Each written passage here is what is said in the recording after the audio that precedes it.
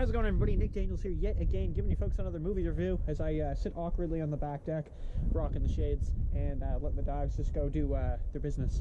So anyway, I, Robot. This is a little bit of an earlier 2000s movie, but a very classic one.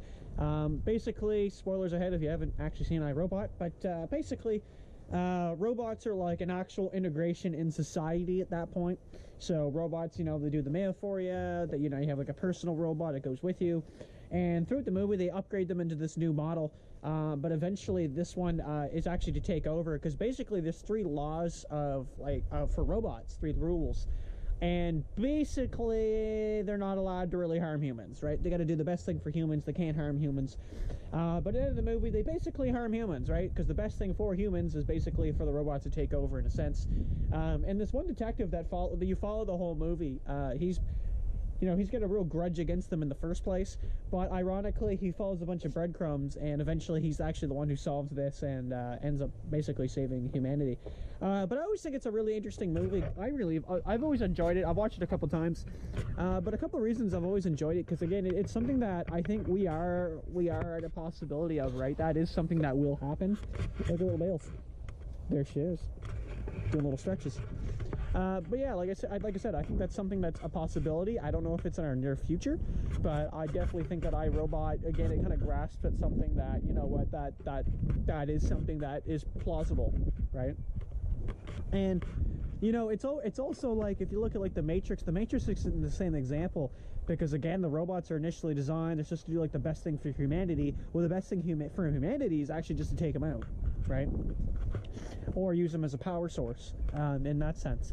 But overall, this is a really good movie. You know, it's not something that I would say you're gonna watch like 100 times over, but you know what, like, it's a good little family movie. I don't know, I think anyway. You know, it's got a couple comical bits. You know, I think it's a half decent story. I'm not gonna sit here and say like this or this is great about it, like specifically, but you know, that kind of being said, I think it's a decent one overall. Let's play little Bales here. Huh? How you doing? Hi. Yeah, she doesn't want to be on camera. Yeah, so that's a little Bales. But anyway, so that kind of being said, though, I would highly recommend it. I don't know if I'm going to rate it out of 5 or something. I'm probably not going to bother with that shite. But overall, good movie. Decent to watch. You might even watch it a second time or a third time.